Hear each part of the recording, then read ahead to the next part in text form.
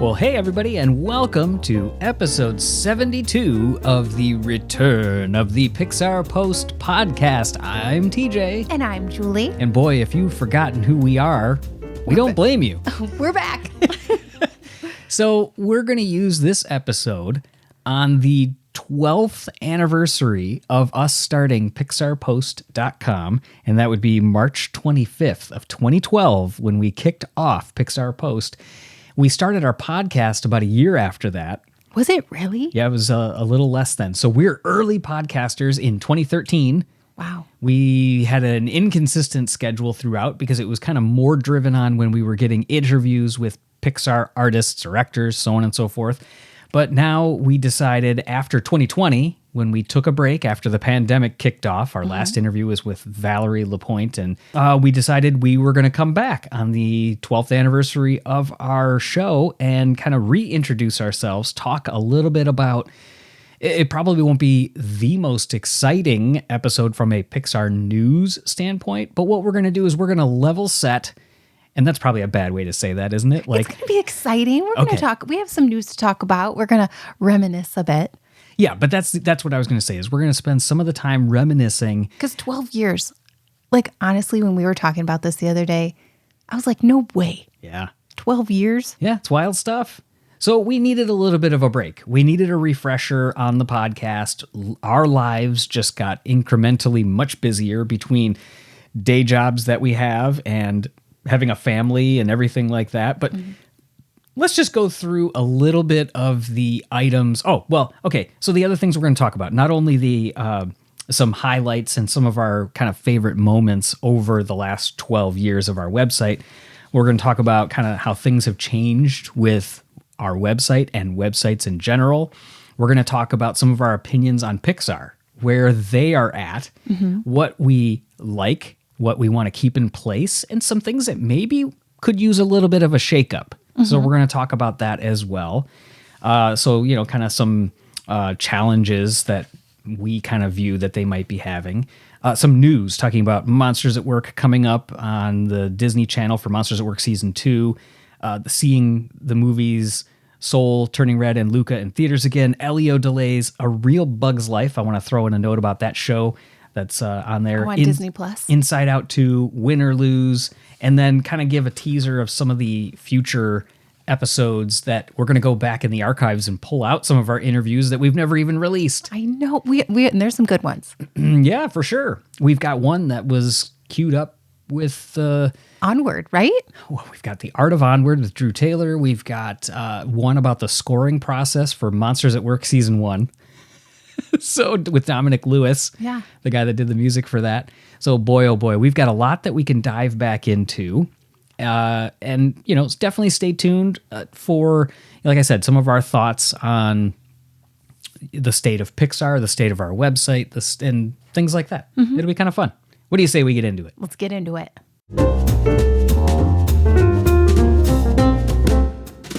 All right, so as I mentioned, one of the things we wanted to talk about was a little bit of a recap of our website, some of our favorite moments and things along those lines over our 12 years. 12 years. That means we're old. We've got 12 years. That's a long time. It is. It is. I mean, if you think about it, we're such nerds. In an average person's lifetime, it's like 1/8, 1/7. An average male lives to 77. Oh, goodness. We're getting into stats already. Okay, so in that 12-year period, we had a kid. Yes. We had big losses of our parents in our families. Not all of them, but two. We've made some amazing friends. Lifelong friends. Lifelong friends, yes. From this...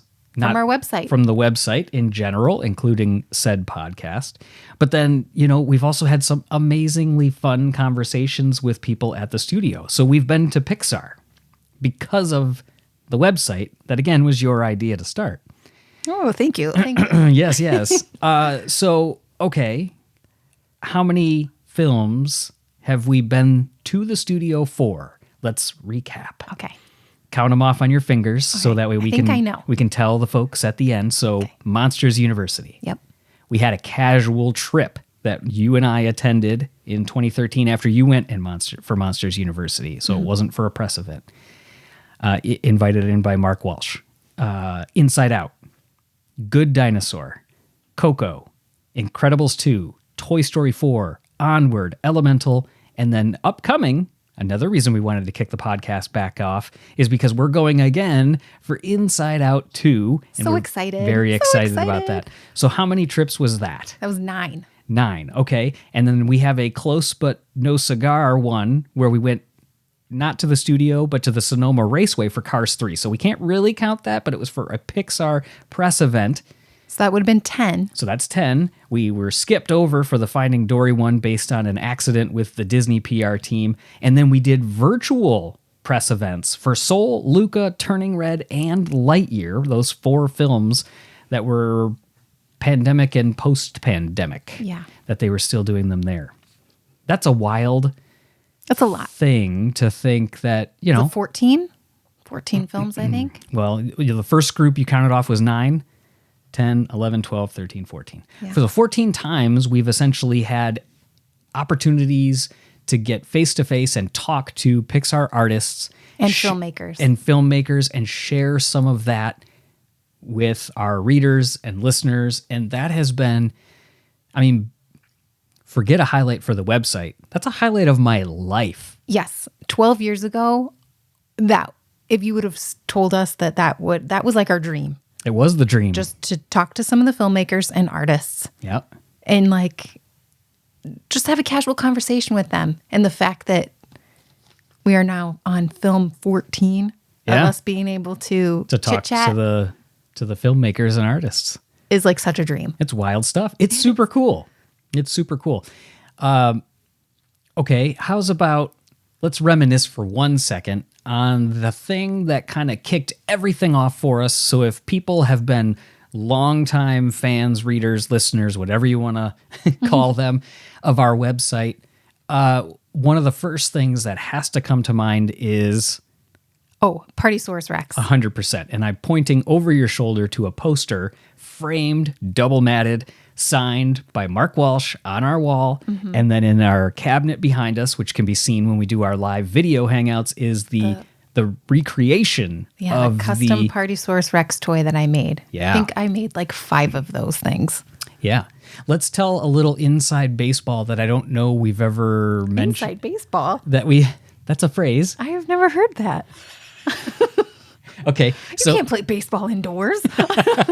So inside baseball is a phrase that essentially means you're going a little... deep cuts? It's a deep cut. It's kind of like, you might be going a little bit too deep for the average fan, but, you're really getting into the nitty gritty. Okay. You're giving some real juicy news here. I'm still young then if I have not heard that. All the grandpas are, let's go inside baseball. Okay, so... With the multiple Rexes that you made, one thing I want to touch on is the very first one that you put together. Yes. I don't know that I have this off the top of my head. What even made you think I want to make that thing? What made you see Partysaurus before we had seen the short? Well, that's when Toys R Us was still open. And I knew that they sold the actual size Rex toys there. Right. And I saw it and I was like, I knew I could make it. I wanted the recreation of that toy, and I wanted it in our house. So you just saw, at that point, we had just seen the trailer. Images. Yeah, we have. The image. I don't even know if we saw the trailer yet. I think it might have just been a still image that was released first. Okay, like him on the bathtub. And there was something about it that just was like, because he wasn't full everything yet. Yeah. And looking back on those early pictures of the first one I did is laughable. Okay, I was going to say, embarrassing. I was going to say, are you embarrassed by the very first one you made? And that's one of the ones that we had taken around initially, too. That's when that we met BT. Yeah. And we went to a concert, and BT is the one who did the score, like the songs for it, for Partysaurus Rex. And we have a picture of him with it, and it is so embarrassing now. Because I perfected it a month later. Yeah. And it's just really embarrassing, that first one. It is. But that's okay, because the way the clay is so like blobby, and you just brush painted like some of the stuff on the helmet. It looked pretty rough. It did. Yeah. I don't know what I was thinking. Yeah, I mean, you could tell like the time and the money I spent with the third and fourth ones. Yeah, I know. So I was going to say one of the other things that I don't know that we had talked about before was the ones that were ordered. And where does one of them reside today? So I don't know if it's still there. Yeah, at one point it was. At one point it was in Pixar Animation Studios. Yes. I think it was in the Lucky 7 bar. Fork and Fiddle. Fork and Fiddle. Okay, it was on the ceiling somewhere. It was up above, yes. Like in the rafters the or framing of that area of the studio. There was also one that went to John Lasseter. Well, no, that was the one that was supposed to go to John Lasseter. Okay. So the one that it was, Mark Walsh said like, hey, I want one of these for me. Yeah, he ordered because one. we had taken it around and done some really cool. And this is the good one. These aren't the ones that like the embarrassing ones. These are this one like looks She spent legit. days upon days on these. And there's a video of how to make it, and you can see multiple of them on the kitchen table. And that's when she was making these. And Mark was like, would you guys mind giving me one? Because you guys have been taking this thing around. You guys spent so much time on it. It's pretty cool. We made one for Pixar Canada as well. And one got shipped to Pixar Canada. And they took it and put it on the table during one of their recruiting events at a local college. Mm-hmm. And then we got all like heartbroken because we heard that a couple of the hair pieces fell off. Yeah. And you contacted them on like how to fix it and all this other stuff. Because obviously it's a pretty delicate thing, just molding clay and putting it on top of his head and all that other stuff. And shipping it was a fiasco. That took forever to custom fit the styrofoam.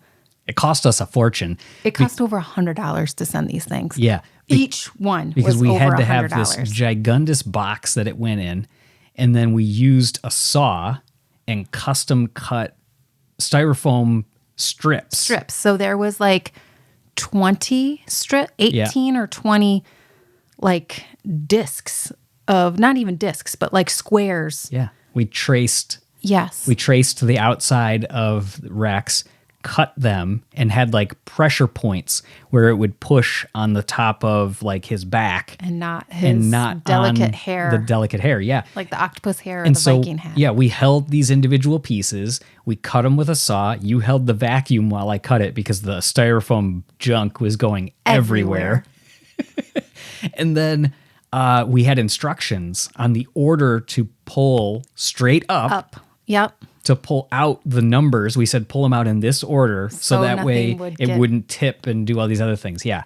So Mark, it was a process. It was, but it was so cool. So Mark wanted one. He's like, because he had shown some images of this version to John Lasseter when he was there. Yeah. When he was there, and John said that it was, like really cool. Asked like some of the product folks, like, is this something we could do? But they were testing it out with what it was. Well, anyways, one of them was going to go to him. So that's the one that's at Fork and Fiddle. One went to... Who knows if it's still there? It was, yes. Yeah. It still could be there. It still could not. We should just ask somebody. Maybe I will this week. Yes. I will. Yeah. Okay, so stay tuned to the next episode. We're going to return back, hopefully get some answers, if that still exists, or if somebody moved it and spotted it somewhere else, potentially. Okay. I mean, it's like it was like 10 plus years old now. Oh, maybe it broke. It could have. I mean, we've got ours up in our cabinet and it's good, but that was open air on the top of something. It could have toppled off and just... Blah. Yeah. You never know. But still, super cool. Because we started our website when Brave was being released. Yeah. And then... One of the coolest things from that was... When we went to Chicago and you did the Pixar Masterclass that was touring... Yes. Around that. I know that when I think about our website starting, I think about that trip because we saw Brave in Dolby Atmos. Which was the very first film in Dolby Atmos. Yes. And it was only at 7 theaters across the U.S. Yeah, and we happened to be vacationing in Chicago because you wanted to do this masterclass. And since we live in Detroit, it was a quick little drive. But that's what I think of. Yeah. I did a sketch of Dolby Atmos and how the speaker layout was above me on an iPad, and that sketch made it into a book Yeah. about the history of cinema, of audio in cinema in theaters. Which is crazy. So yeah, the sketch I did from that is in a book printed. Yeah. My name attributed, Pixar Post attributed. I know, that's so cool. By Meredith Ward. It's called Static in the System. Yeah, I was like, it's on our bookshelf. Yeah, Static in the System. So that's like what I think of. And then, of course, I think of MU and Partysaurus Rex. I feel like Partysaurus Rex, the love and attention that we gave to that. Yeah. So we took it around and did the hashtag follow Rex, Oh, yeah. which was kind of like a little bit of an early viral Twitter thing. Yeah. I mean, we did the same. I mean, I created every single, for MU, I created every single of, not every, but a lot of the profiles of the characters from the fraternities and sororities. And I had them say silly things to each other. And that was like a blast. I remember doing that.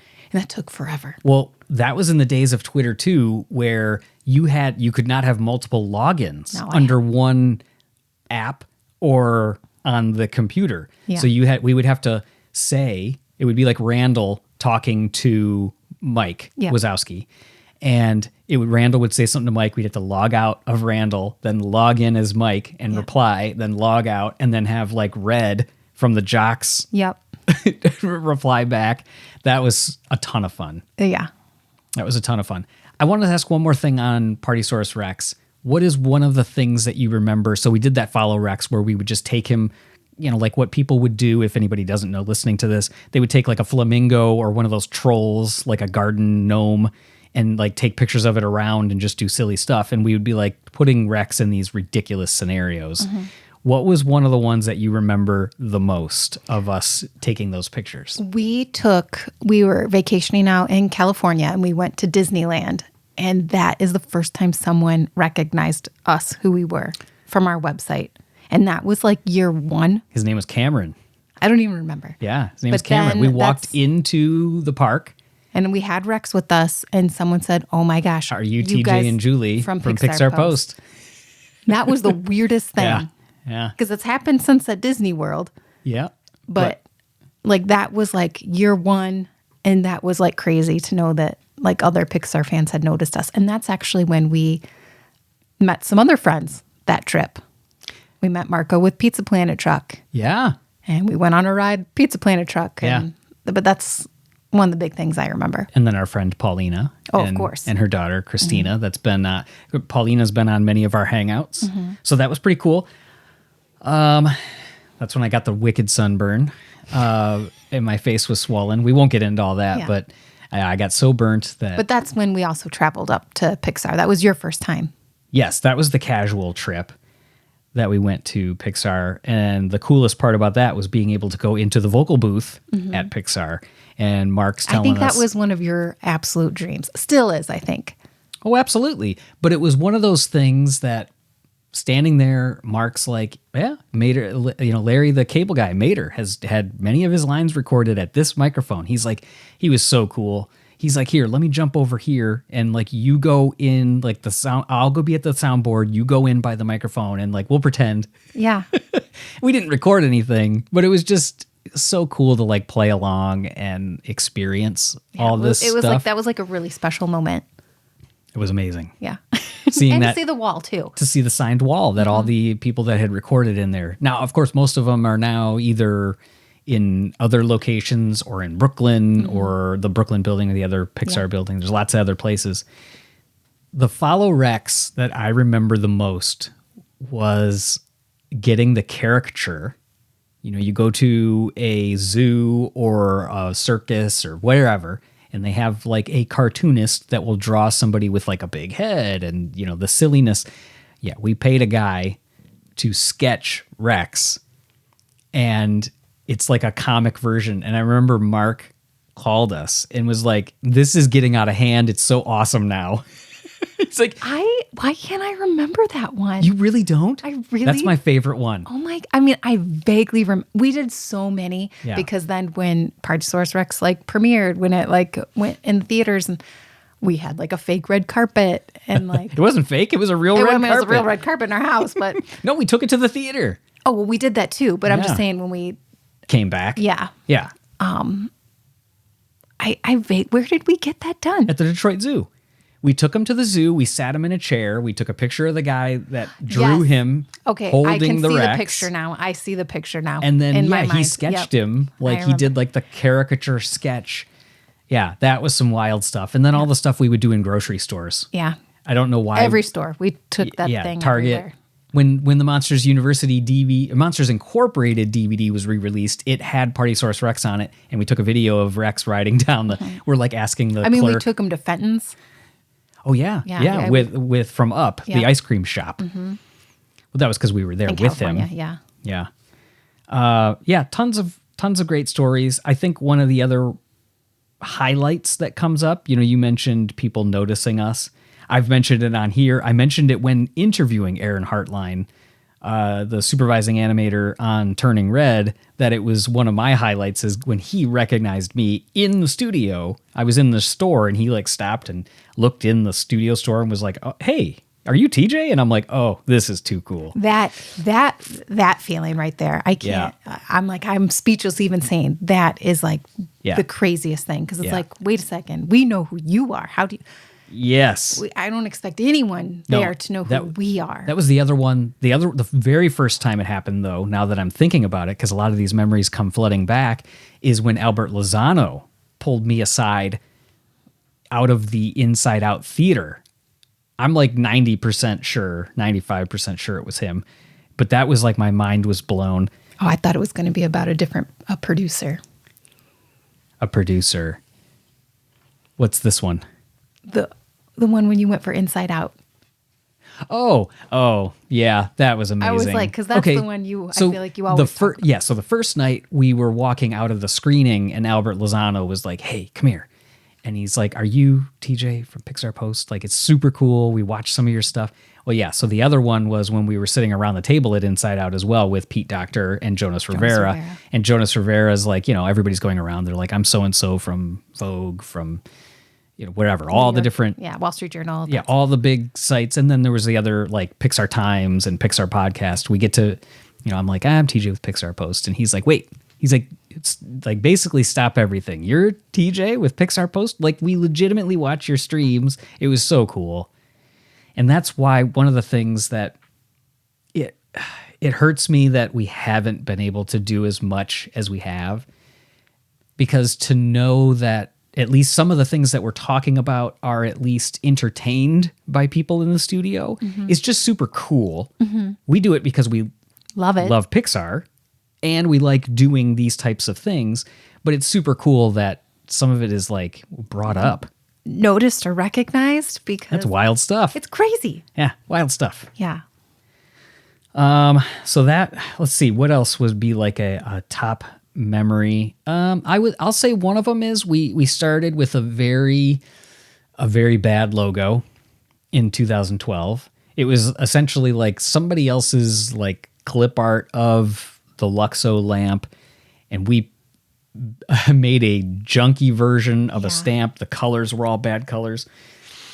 And pretty quickly thereafter, we did a post about Greg Gosline winning a threadless t-shirt website contest where he did an Evil Dr. Porkchop shirt. And in that one... And he was just in like the Pixar Twitter community. Yeah. And so we reached out to him and we're like, "Hey, would you want to work on a logo for us?" And then he's like, "Yeah." And he's a professional graphic designer. So when he hit us with the price, we were like, oh, this is real. Yeah. We're thinking like, like we're all small indie people, like, but I'm super glad we went the way we did. I am too. He came to us with some really cool ideas, and I still am super grateful to all the thoughts that he had and the colors, because he definitely took the entire color scheme of our website because of that and changed it. But I remember the first couple drafts he gave us, it had other stuff in the background of the Luxo lamp that we have. And you're like... Because I just had this vision of just a postage stamp, just a plain postage stamp. Yeah, and he had like the falls from Up in the background, and then he had like a little outline the radiator spring or the... It was something. Yeah. It was like a whole bunch of other cool, like just like very subtle outlines that were just a different shade of blue in the background.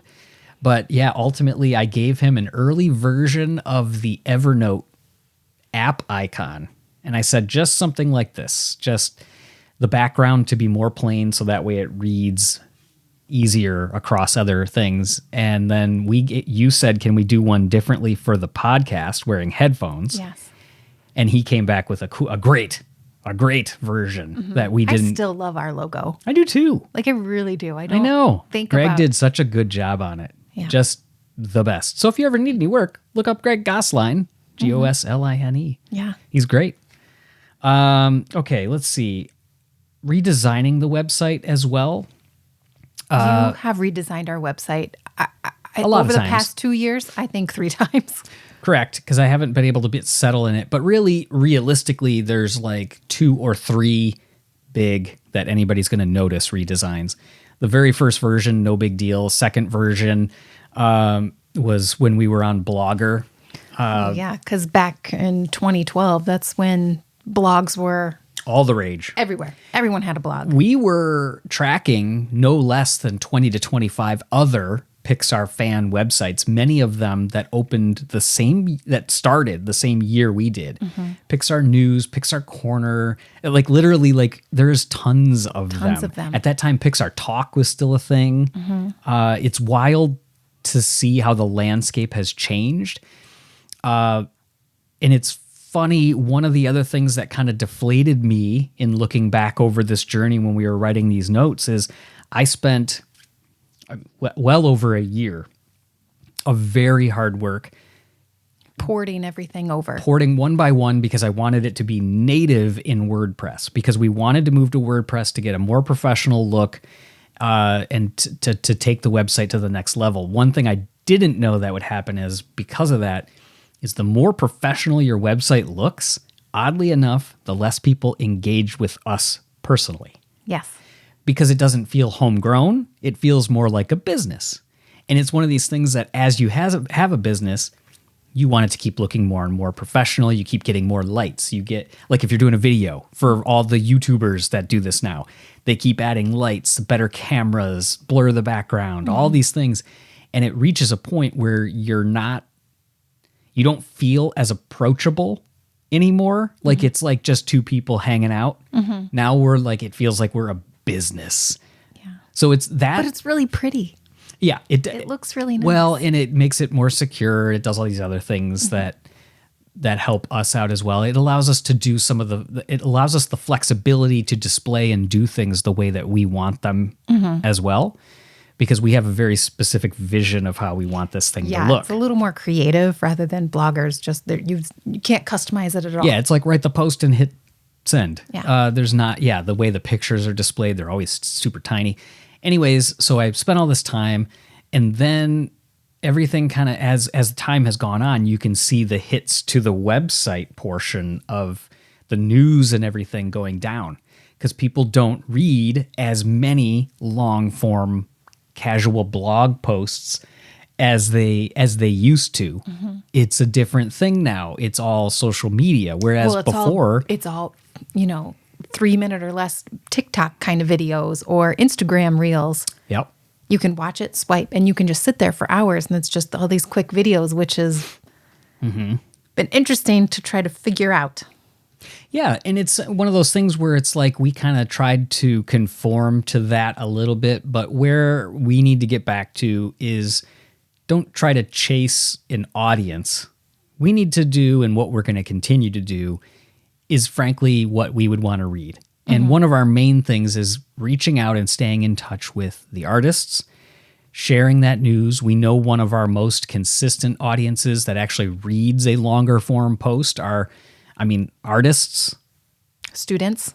And especially students that are looking for information on getting into the field, or they're actively in college. So there's a lot of interest in hearing from the artists on that point. But yeah, it's hard because as your stuff gets attention, and I hate to sound like trivial like this, but as your stuff gets attention, that is fuel for what you're doing. It is, because it's like when anything of ours like goes on Reddit or something, you see this huge spike and you're like, oh my God. And then people start commenting and you can get that feedback to know that what you're doing is valued versus just somebody reads it and goes on, or they look at an Instagram post and maybe they just write cool or like a heart or something like that. It's a different, even the forum, which we've gone through many iterations of the forum and redesigning as well. That's different too, as far as the engagement in a forum. I mean, online forums. Think about even when we started ours in 2012, that was a totally different game for forums. Everybody was in a forum of some kind. I used to look at forums all the time, and now I can't tell you the last time I ever. Yeah, because you're going to social media to get all these updates. Like you used to go to all the forums on Disney News and the parks. Right.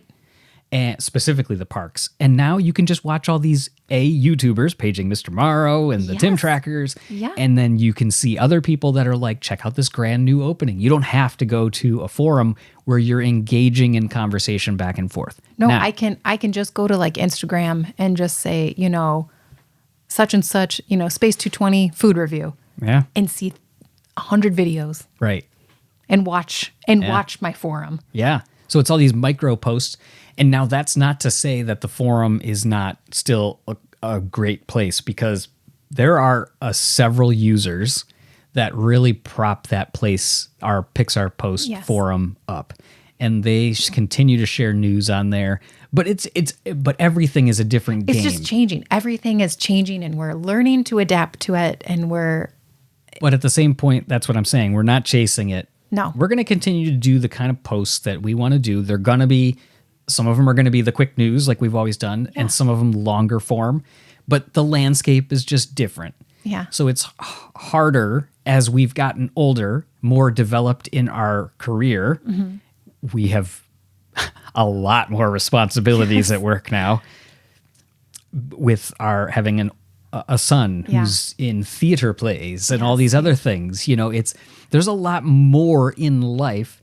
And so when, again, it sounds super stupid, but human nature feeds off of communication. Mm-hmm. And when we get that kind of cool feedback, we're like, oh, let's keep going. Yes. It motivates. It does. Like with anybody, praise. Well, it's not even praise. It's just like validation. Well, so I'll give you an example. There's a YouTuber that I really like, and it's funny. Like, okay, Marquez Brownlee, MKBHD, one of the most popular tech YouTubers. He's the best. Yes, he is the best. But what's funny is I would never send him an email or reach out to him because I'm like, I'm one in a bajillion. Mm-hmm. But in terms of like this, the other guy that I like, Maneet Paul Singh, who reviews Kindles and ebooks and everything like that. I messaged him. He messaged me back.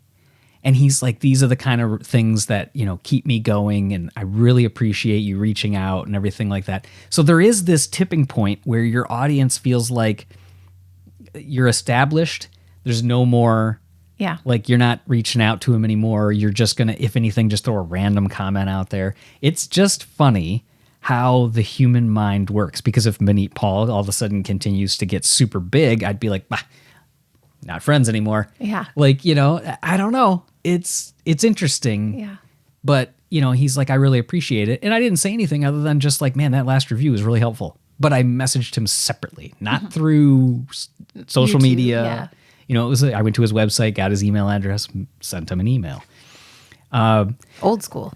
Yeah. I didn't write him a letter. He didn't slide into his DMs. Oh, God. What's your snail mail address? So anyways, that's kind of one thing with the website. The other thing that slowed us down big time, and again, I don't want any of this to sound like a downer. We're just talking about the state of Pixar Post. Yeah. It's the state of the union. It's the state of the state. It's the state of Pixar Post. We're not going anywhere. We're back. That's right. YouTube so in the old days, I'll take one step back on our website.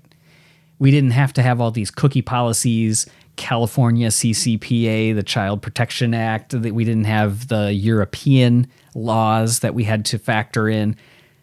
We have to have custom privacy policy, cookie policy, all these different things that we never had to have before. Blogger was like, you write the post, you put it out there. But the internet was the Wild West. Yeah. It's different now. It's different. So we've got all these rules and regulations and legal things that if we're just trying to be above board. We're probably taking it too seriously because it's not like we're not rolling in dough or anything. We're doing this because of a passion. But YouTube was the same thing. But we are compliant. We are compliant. Thanks to you. Yeah. But YouTube is the same thing. It started out as this like upload the video. Then they started getting into trouble. It all went down with that Logan Paul video where advertisers didn't want to advertise. They started pulling all their money because of one scandalous, not smart video that he posted. But anyways, then everything started to change there too. And the protections for children really went to the next level. Now, we don't consider ourselves a website for children. But much like Pixar artists and people that are into animation fight all the time, animation is not made for children. It happens to be one of the key audiences, but not the only. YouTube 100% demonetized us, took everything down. They blocked our videos. They started doing all these crazy things because they said we were creating low quality content that was promoting consumerism to children. And I had to go through many appeal processes where I was talking about the fact that just because there is a mention of cars on the road in a title, I'm interviewing Larry the Cable Guy.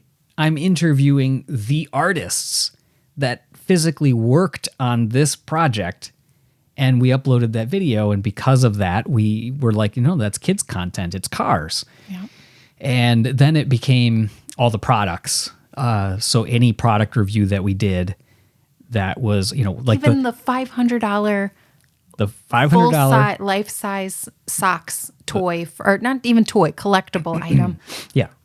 It's from Super 7, the vinyl figure of socks. Yes, that from one. Lightyear. I'm like, this is a $500 collectible figure. This is not aimed at children. They didn't care. So you'll notice that we shoddily had to, if you go to our YouTube channel, we had to remove all of our product-related videos and put those on an unmonetized channel. So it's Pixar Post Products. You can check that out. And then there's our normal Pixar Post, which is artist interviews. We were able to convince them as far as with artist interviews and clips, and not clips, but other content, that those could remain monetized. And again, it took forever for you to figure that out. Yeah. I mean, it was months. Yes. Months of back and forth. So it's like all these things that the rules and regulations that they get in the way of the art. And I'm sure this is the same thing with this is the same thing as a regular business. You start out, you're just doing the art, and then eventually all the accounting and the marketing and all these other things catch up with you. It's what we have to deal with now, is just too many terms and regulations and all these things that we got to watch ourselves on. Now, it would be great if we made enough money to do this full time and or really supplement and continue to grow what we're doing. Everything we have made in it, we put towards it. But let's be clear, if we're talking about like, oh, boo-hoo, the rich YouTubers are complaining that they got demonetized, no. We don't make it. We pay money every year to have this site running. It is not cheap. So that's why we need those sources of revenue between, WordPress fees and forum hosting. The legal things. All the legal things that we had to purchase. I mean, there are many things. We've got the recording equipment for this podcast. All that stuff was paid for because of what we did and what we slowly grew over time. So as you start to see ads from Google ads going away, way reducing what they can target and sell, and then you get YouTube revenue going away, it just becomes harder. And you're like, man, I just want to write a cool post. Yeah. I just want to have a fun website. Yeah. And again, I don't want to complain. It's awesome. And we're doing this because we have a passion for it. I'm not trying to become rich off of this. No, this is just an absolute fun hobby that we get to do together. Yeah. And so that's kind of, if you noticed the post content, and definitely with the podcast between the whole craziness of the pandemic when that literally first happened, and just and just as things have gotten tremendously more busy for us, we're not complaining. Just letting you guys know where we were and what was going on, and why it became more difficult to continue to just have fun and do what we want to do. Yeah, I know. Okay, let's switch gears a little bit, shall we? Yes.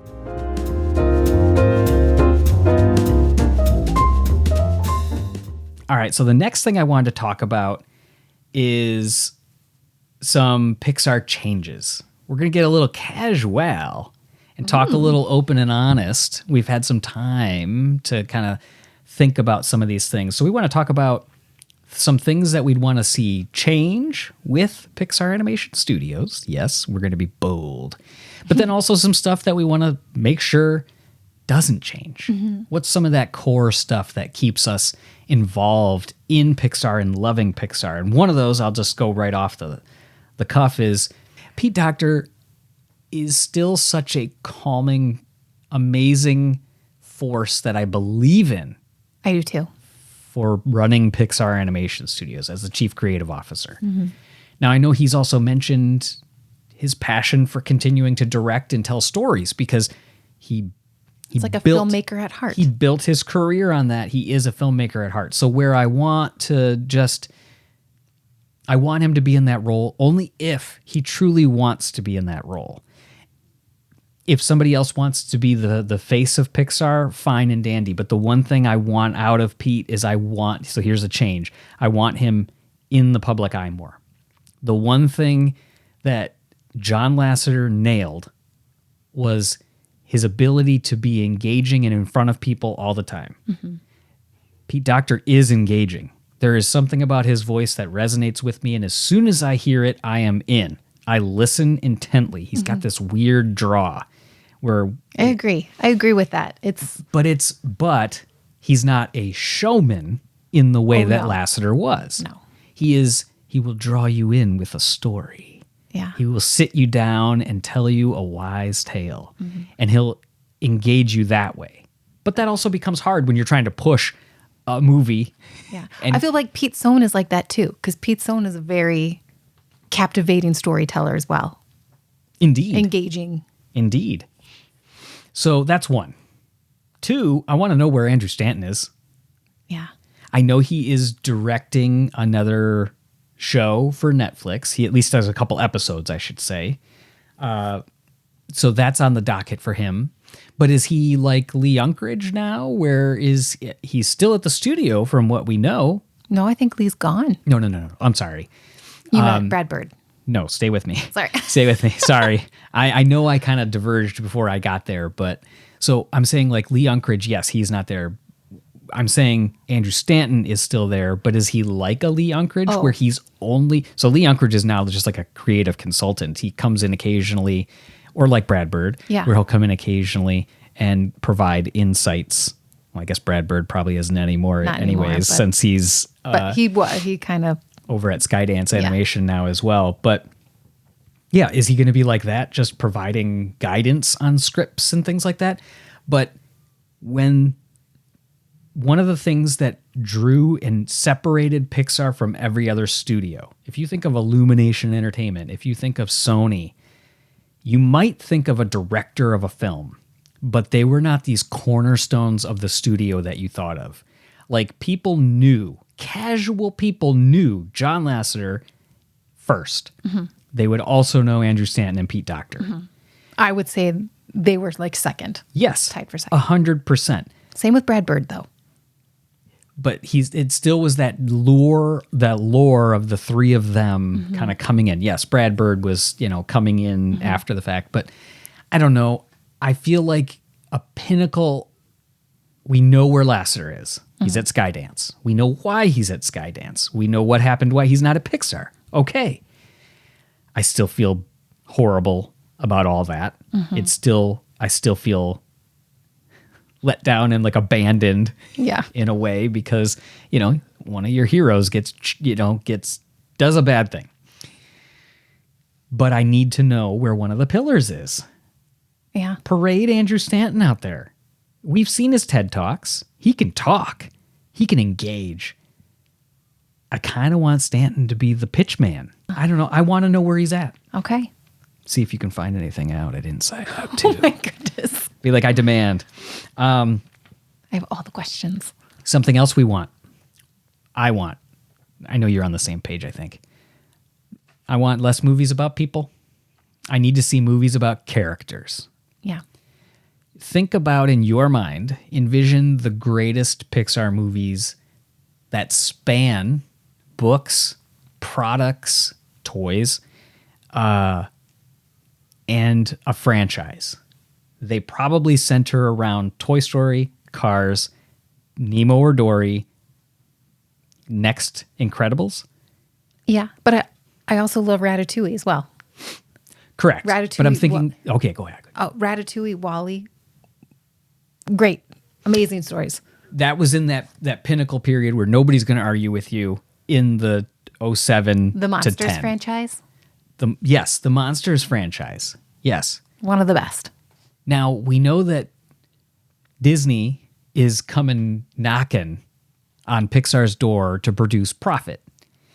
It's been a push in the industry in all of film to make movies for less money now. And Pixar has traditionally been known as a animation studio that produces high-cost films. They are going to be asked to make movies. More sequels. They're going to be asked to make movies more cost-effectively. Mm. In addition, that also means that Disney is going to come knocking for more sequels. Mm-hmm. At least we think. We're not saying this as like we know any of this. But I want more movies about characters because that will satiate Disney in products. They will sell more toys. Yes. More toys is more revenue, make Disney happy. Yes. They also work great for one of my other loves, which is a big cast. A big cast. You love a big cast. Which, Inside Out 2. Is an even bigger cast. Yeah. Love it. So I'm not displeased by that. It also satisfies Disney with the sequel aspect of it. Mm-hmm. I'm going to need movies that are less personal at this point and more universal topics. Mm-hmm. So we went through the phase where it started out with these universal truths of Toy Story, Cars, of slowing down and getting to know your surroundings. Toy Story was about existential life. What does it mean to be alive? Mm-hmm. And then it means what is your legacy in Toy Story 2 and all these phases of life in Toy Story 3 and separating in Toy Story 4 and all these big things. Dory, Nemo losing a kid is pretty universal. Mm-hmm. Oh, yeah.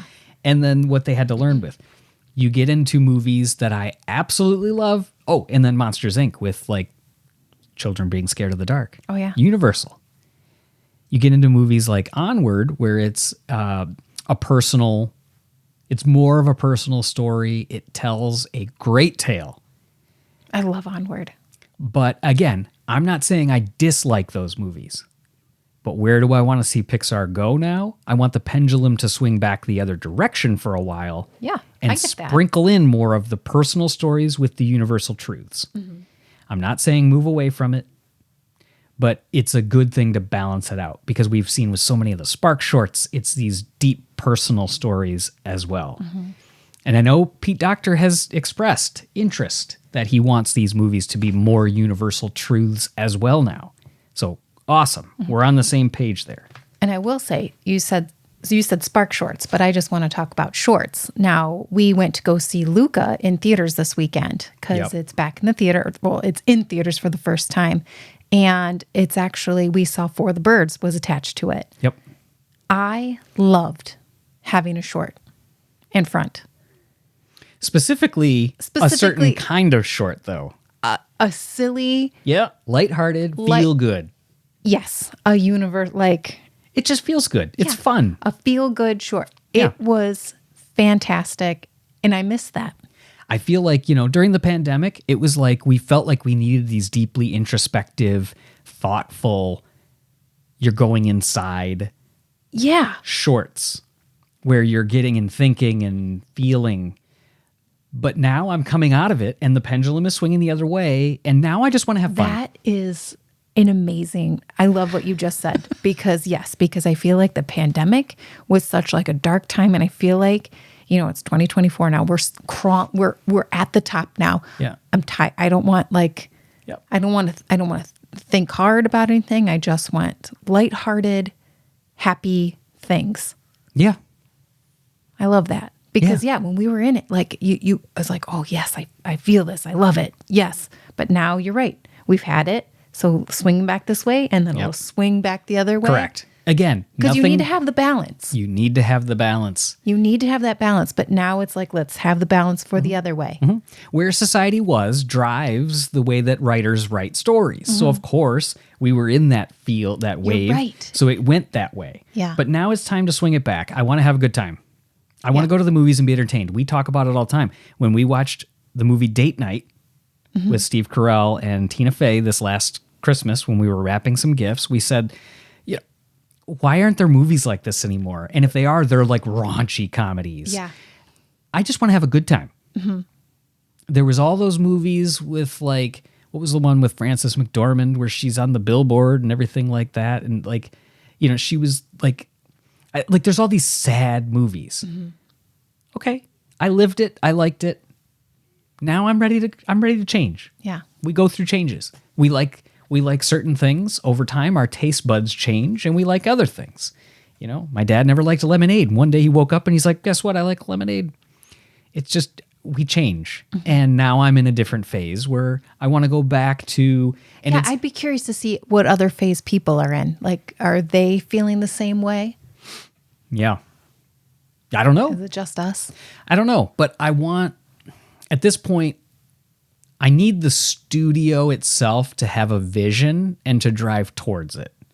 So what I mean by that is we've seen lighter-hearted films that are silly and fun. Inside Out 2 coming up will be one of those types of films. Still have a heavy undertone, of course, because it's teenage years. But we get that it's still going to be a comedy at its heart, and it will have warmth to it.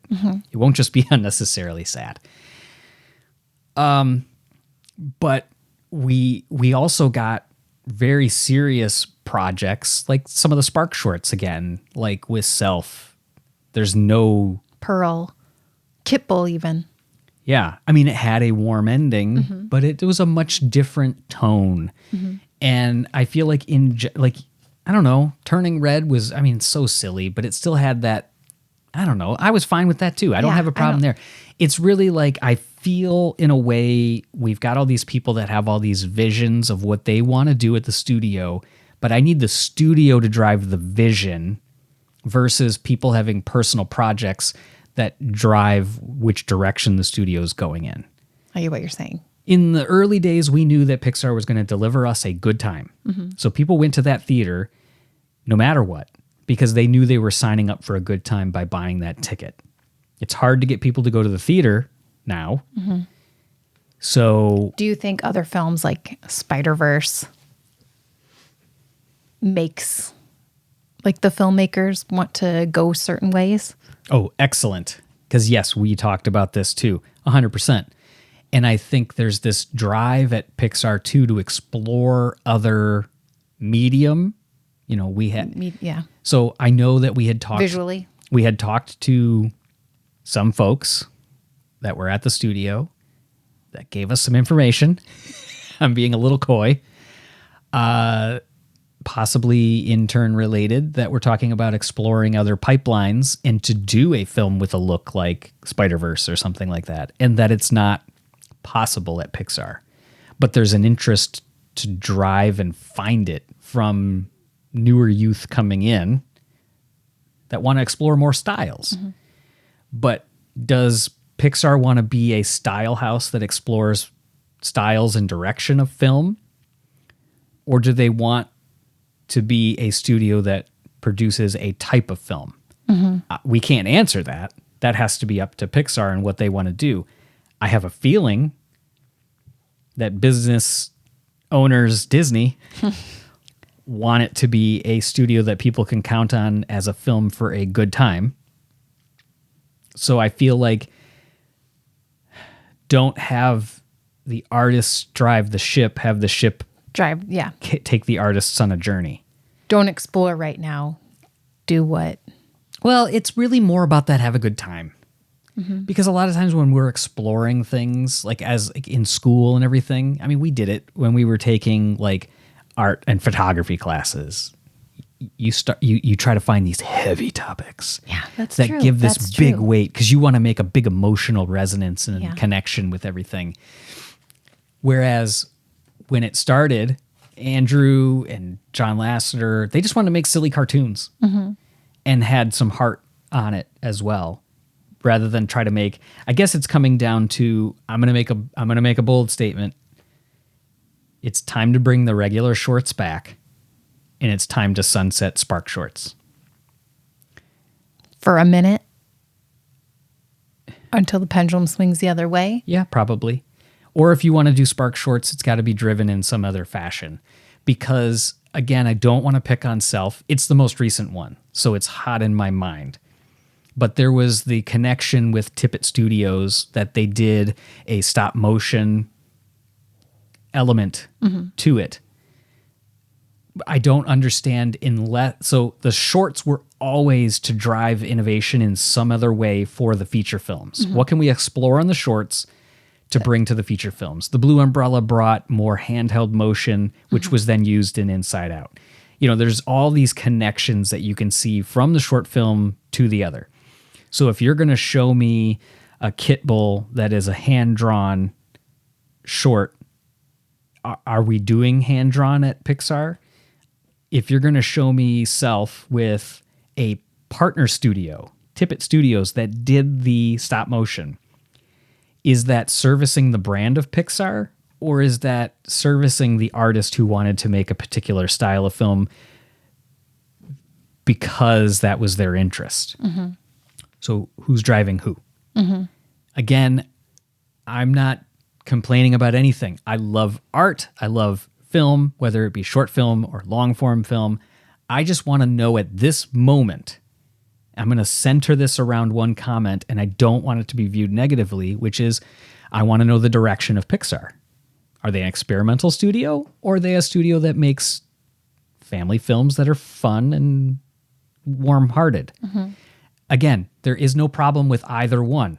I just want to know which direction it's going, and I need a pitch man for that. I need somebody that's going to be the face of Pixar, that's going to be out there, that's going to push this. But unless stop motion is in the future of Pixar as a medium for them, I don't see the purpose of doing that. Well, wasn't Burrow hand-drawn too? And it was a fun story. It fit more in the traditional style of Pixar. But again, there's elements in the credits of Monsters University where they had hand-drawn. So that serviced, and they knew that they could lean on certain artists. I believe it was Albert Lozano that did that intro to the credits for Monsters U that was hand-drawn. So if you're gonna say, yeah, we'll use this, we're finding those people to use it for that.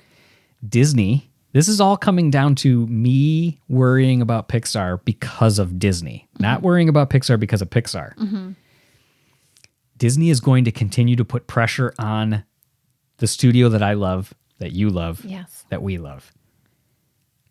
How do we talk about it in a way that this is how we talk about it?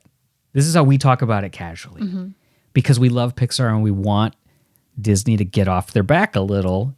But I understand if Disney's going to put pressure on, because having a business background as well and working in business, I also understand that if you're going to produce a stop motion picture, which involved money, whether it be a small amount or not, nobody at my day job is allowed to work on stuff if it doesn't have an end purpose that is going to enhance the business. It's going to make money. Now, the short films traditionally never made money. They were an avenue to get in front of things. But every time I watch the Oscars and you don't see Pixar nominated for anything, basically, or the short film category goes by without Pixar even mentioned in it, you may say that it doesn't make them money, but brand recognition and continual ways to consume their product in short film if you've got 5 minutes, in long form if you've got an hour and a half.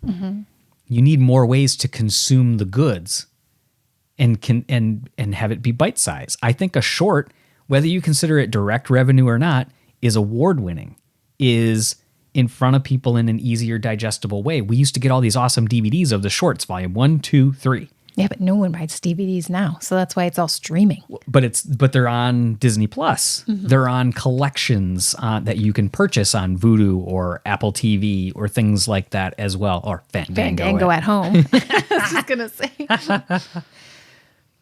But I need some of that. Now, speaking of DVDs, did I cover that area? Can I move on to the next? Oh, yes. Did I do it too long? No. Okay.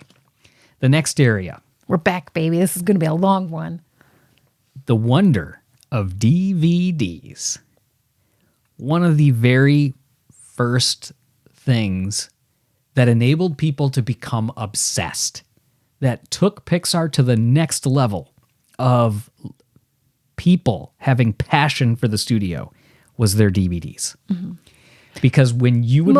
Most importantly, they're behind the scenes extras. That's exactly what I'm talking about. Yes. That's the only thing I'm talking about here. Yes. I'm not talking about having the feature film at home. Yeah. I'm talking about the level of detail and behind the curtain that they would let you see in those special features.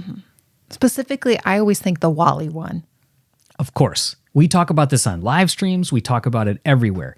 That was the pinnacle of DVD special features. And I wish they would bring that back and put it on the stream on Disney Plus. All right, hear me out. Disney Plus has pretty consistently been one of these things where shows come and go off of the platform. Luckily, with the Pixar catalog, it's pretty steady. We don't see stuff coming and going. Over time, things have been added. When it first launched, it didn't have every short. We're getting it. It's there. Now, one of the big reasons for the special features, let's be clear, was to sell DVDs.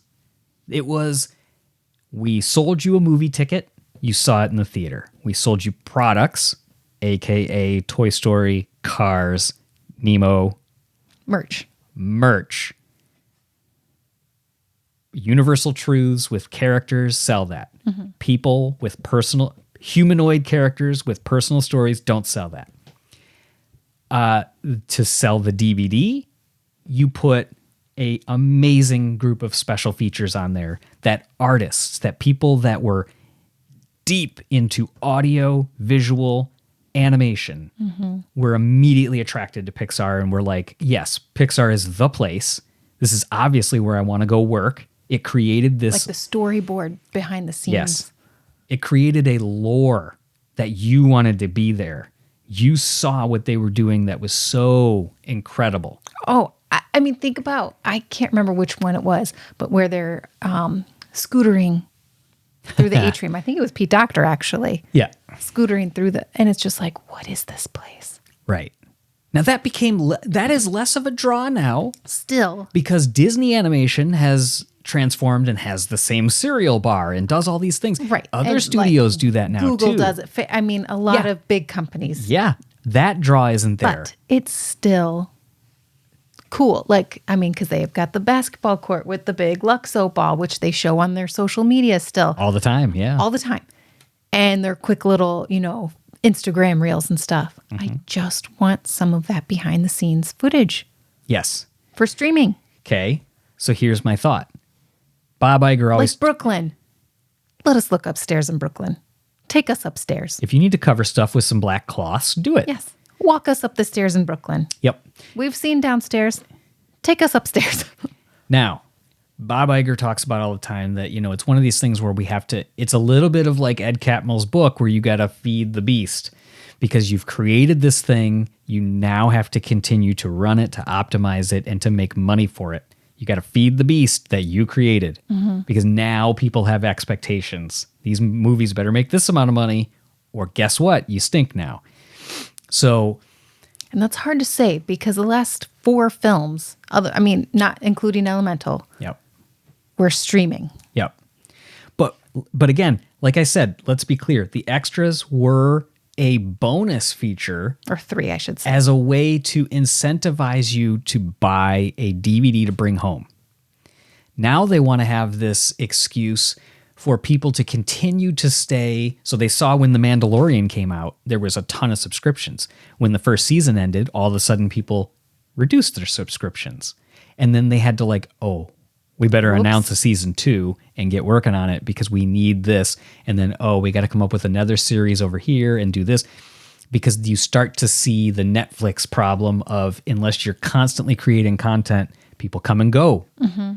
And it's not as hard as cable television, like a cable package where you have to call and cancel. They got to come disconnect stuff. You got to mail back the box, all this other stuff. No, it's just online. You go online, you do it. Okay. My thought is I want exclusive to Disney Plus, the filmmaking process, the DVD extras moving forward. Would you pay extra? No, it's part of the service. Okay. That is part of the draw of keeping your subscription, knowing that of all these projects, you get all the in-depth behind the scenes.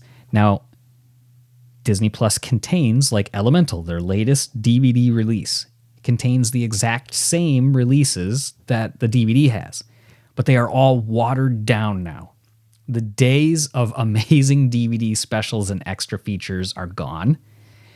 All studios do not do it like they used to because it was a vehicle to get you to buy the DVD. Like you're like, I'll buy that movie and I'll also get to see. It's also all like the a behind-the-scenes cost-cutting thing. Well, within Pixar, that DVD division is gone. Mm-hmm. That building that they were going to move into across the street for marketing and advertising and all that is gone. Right.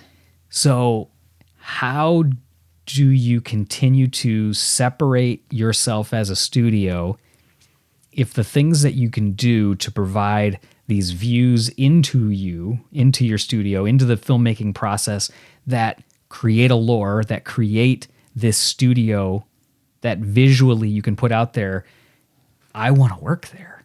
I want to be a filmmaker and tell my story in those walls. Mm-hmm. How do you continue to do that when you take that piece away? So the only thing I came up with is, I don't want to just complain. I'm trying to come up with some solutions. I'm not saying it's the right answer, is to make really awesome behind the scenes again that are exclusive to Disney Plus. Mm-hmm. You can't, if you buy it on Apple Plus, Apple TV, if you buy it on Fandango at home or wherever, you don't get all of those features.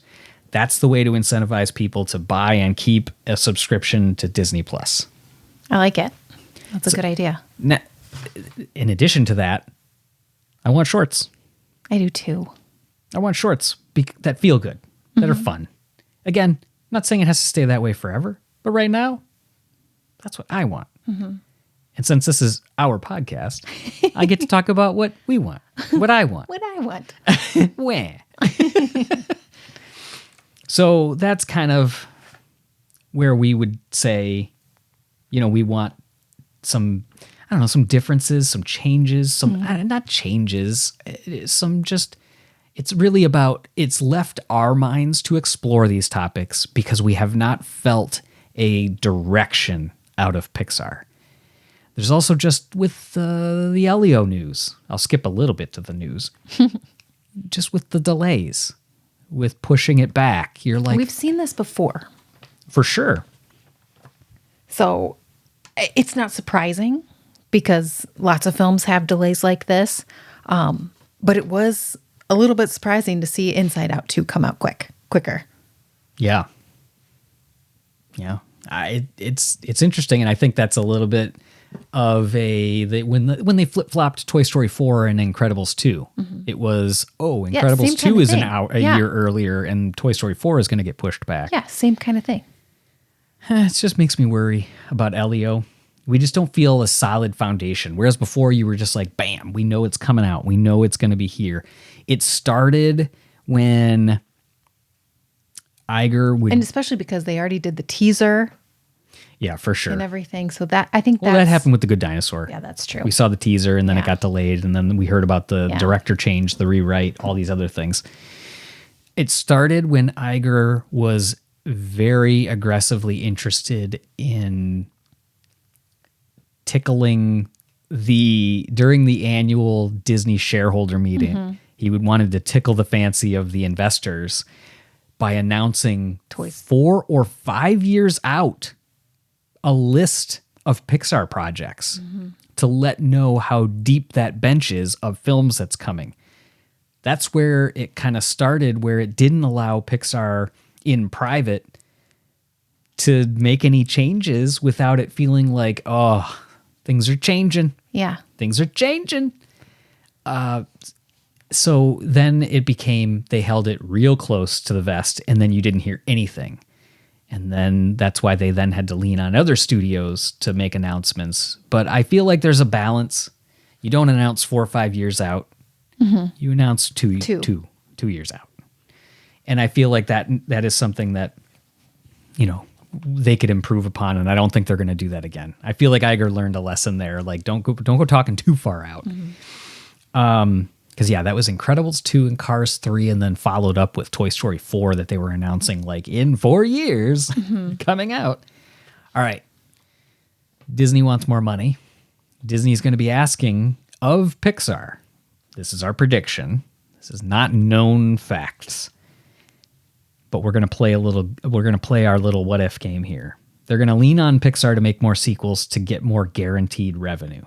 Now, again, Ed Catmull talked about it in his book that you've got to do this balance of new projects and sequels. Sequels are the guaranteed money. Original projects are not guaranteed, but if they catch on, boy, oh boy, you've got yourself another film franchise that you can lean on for another sequel, which is guaranteed revenue. Future. So in our current prediction, in the short term, in the next couple of years, we feel like Disney's going to be putting this pressure on for more sequels. Yeah, more sequels. If you had to have a sequel, what would you want to see a sequel? What franchise would you want them to touch on? That they haven't already done. No, it doesn't have to be that. It could be another one. I think Monsters. Okay, would you want a... Now, it's hard because there's Monsters at Work, which is the, Disney Plus series, which is in that monster world. Yep. I don't know where I would go. Well, you don't need to come up with the story. Yeah. I just want you to come up with which one you'd want to see. Monsters. You want to see more from Monsters. Yeah, and I don't disagree. Amazing cast of characters, a big cast. Super fun, great. Oh, you know that if Mike is involved, you've got that choppy, short, pitter-patter banter that I like. It's going to be fun. So so the first thing that I told you, so okay, Monsters is yours that you would want to see. It, like you said though, it would be interesting because of the whole Monsters at Work existing. Yeah. And that was, produced by Disney, kind of told to Pixar, we're doing this. Hey, heads up. Pixar was involved at a high level, but so yeah, movie-wise, would you want it to be another like after Monsters University, but before Monsters Inc.? Would you want to go side story and go into another like Fear Tech? I'd kind of want it Fear to... Co? Yeah. I'd kind of want it to be in between MU and MI. Okay, MI. I wouldn't want it to be like, oh, it's Mike's kid, Sully's kid kind of thing in the future. Yeah. I don't really want that. I think an issue is vocal casting for John Goodman and Billy Crystal. Right. Billy Crystal can still get there pretty close. But John Goodman sounds different. No fault of his. It's age. I sound different than I did 10 years ago. If they were still in that Monsters world and Mike and Sully weren't in it a ton and they followed different monsters from there. Yep. It would be kind of interesting, like Claire or, Johnny Worthington. Yep. So what's yours? Incredibles. Specifically. I should have known. Specifically, I want it to be a Frozone story. Oh, that would be amazing. Now, we hinted on this to each other last night, and you said there's one problem with that they probably wouldn't do it. And that was... I can't remember now. Lightyear. Oh, Lightyear. The fact that there was mixed reviews and For a like softer... a solo... Then a softer push of what they were expecting. Because he was a solo hero. And if they followed Frozone as a solo hero, right. would people think that that's kind of like Lightyear? Now, the other thing I did say about that is people didn't like Lightyear because they didn't understand. Yeah, that was a little bit of a quirk there too. Yeah. We did. I still like Lightyear a lot. I still like it too. Yeah. However, I do understand the complaints though. I understand because again, the number one thing is and I think too it didn't help that I believe Tim Allen was also saying I could have still done the voice. Yeah. No. And of course he's back for Toy Story 5. Yeah, you're the toy. Yeah. This is the movie. There should have been again that should have been out front. As soon as there was pushback. And it was in the movie. That was the first thing. The dialogue. The written dialogue. But that wasn't about Tim Allen. Oh, no. That was just about the fact that this is the movie that Andy saw. Yeah. I understand the consternation that people put forward there, though, that they're like, he wanted Buzz after this and not socks. I understand that. Yeah. I understand that Tim Allen was like, why am I not doing this? They should have immediately got ahead of that. Mm-hmm. As soon as that started getting salty, it should have been like, listen, here's what's up. They tried, but unfortunately they were on the defense of it. But now they're backpedaling it, and it's another one of those things where you're like, shucks, we should have probably said something before. Yeah, but how do you? I know you it's don't. It's like one of those things you don't know. This is an inflamed society. You don't know what is going to make them go, I'm angry. I know. Yeah. So how do you know what to get ahead of? But again, it's one of those things where I do feel like Frozone is pretty universally loved. And he is a fan favorite. I mean, everyone loves Frozone. Yeah. And that would be an awesome film. And you don't have to involve all the other characters. This could be just solely from his view. Yeah, it'd be cool to see his like origin story. That's what you and I were talking about last night. Yeah. But like you said, though, I could see immediately Disney reps and Pixar people being like, is this going to be another Lightyear situation? We pump a ton of toys out for it. We do this, we do that. And it just it doesn't do what we expected it to. Mm-hmm. Expectations are just the worst because you can't let it play out and feel and just be what it is. Mm-hmm. It has this expectation ahead of it. I don't know. So that's mine. I would say that.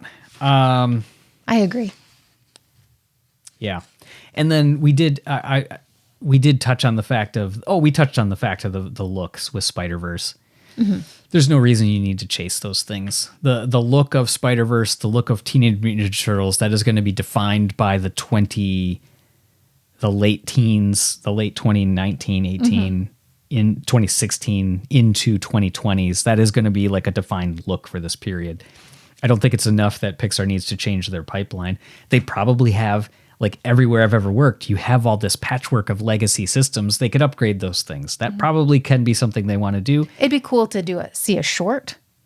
But again, like you said, if they're going to do it, it better service something further down the line. You're right. Is it going to be a service? I'm not saying it has to service a future film.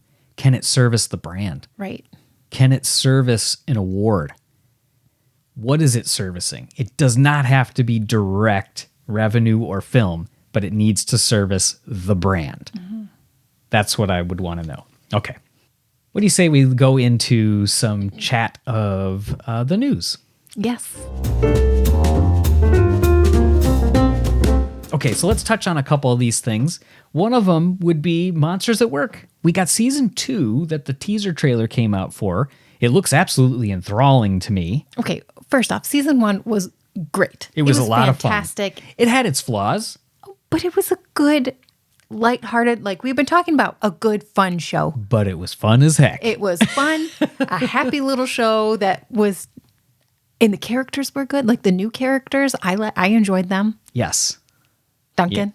Yep. Oh, I mean, don't even get me started, of course. That was a Pixar rig that we learned from Bob's Ganaway, that it was like a Pixar rig. So, and again, as we learned all this stuff about it, we're like, well, of course we like that one the best. That one came from Pixar. Mm-hmm. This one was designed by the new crew that didn't have the same budget. Mm-hmm. So yes, of course. But the thing that got us thinking it comes out on April 5th at 8 p.m. Eastern on Disney Channel. Followed a month later on Disney Plus. Okay, what are we doing here? Yeah, that is bizarre to me. So May 5th, it comes out on Disney Plus, a whole month later. Yep. And I'm assuming that's going to be all of them. Oh, good question. Is it just going to be episode 1 and it's just like delayed? Because if it's a weekly, that would be like 4 or 5. You're right. So I don't know the answer to that. I tried to find that out. You've got big problems with spoilers at that point because you'd have people that had access to the Disney Channel that could be posting online about story points and characters and screenshots for people that can't access it yet. Yeah. And are we the only ones? Who has cable anymore? You still might have access to the Disney Channel through, I guess it would have to be through a legacy. I mean, I guess because we have like all the streaming things. That's just how we moved. access everything. I don't understand the angle here. Yeah. I can't square it any way you slice or dice it, because you've got on one hand them talking on Disney Plus, how do we continue to push revenue here? The only thing I can think of, and this is where I disagree, is that it services advertisers. Because I bet that's exactly what it is. Because it allows Disney to serve ads on their Disney Channel and say, we've got new stuff still coming to a legacy channel platform. So guess what? We're going to have eyeballs because it's new. So continue to give us money here. But then, by the way, for anybody else that didn't advertise there already, you can also get fresh eyes on it on May 5th. And is that in the best interest of the consumer, or is that in the best interest of the corporation? So I have a question. It should be in the eyes of the consumer. It shouldn't be in the corporation. Go ahead. So I have a question, because you do all the bills and all the streaming stuff. Is Disney Plus, like I know like Hulu, we pay for without ads. Same exact with Disney Plus. So Disney Plus, they have a lesser version that shows commercials? Correct. Okay. So, I did not know that. So, but if you have that, because I assume everything like YouTube and all that stuff, because you pay for without ads. I just assume YouTube Premium, the greatest quality of life improvement you can do. That is I didn't say the quality of life improvement. That's from the MKBHD channel on their Waveform podcast. I heard David say it on this last week's episode, and I laughed because we've had it for a couple of years. And we've only watched the price go up and up and up because YouTube knows that it's an unbearable experience to watch YouTube videos without. Yes. I didn't know that about Disney Plus. I just assumed. That's a newer thing for Disney Plus. Okay. I just assumed. But if they're serving ads there, why have to do it on traditional media first? Why have to do it on the Disney Channel first? So I'm just going to put it out there. We're not watching it until it comes to Disney Plus. I don't have any way to watch it. No. I guess we could go over to a parent's house that has a cable package and watch it that way. But it's kind of a bummer we have to wait an extra month, though. It makes me feel like I don't want to do the weekly streams. Oh, I know. Those are fun. Yeah, but it makes me feel like it because it's like, come on now. We're going to be delayed, so we can't even. I know, like our people that have, most people are going to probably still catch it on Disney Plus, though. But yeah, that's an odd thing. It's not a win for the consumer. It's a win for Disney, who is still aggressively going for revenue in every inch and corner they can go for. I get it. It's a business. I understand.